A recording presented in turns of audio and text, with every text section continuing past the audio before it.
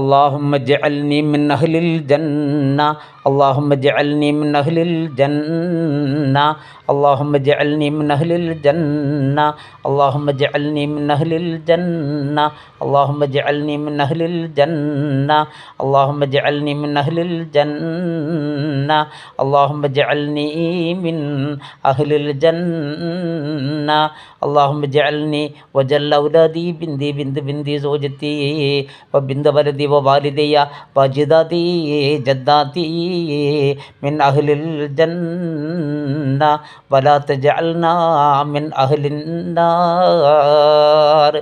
ആകാശഭൂമികളോളം വിശാലമായ സ്വർഗത്തിലേക്കാണ് അള്ളാഹു നമ്മെ ക്ഷണിക്കുന്നത്.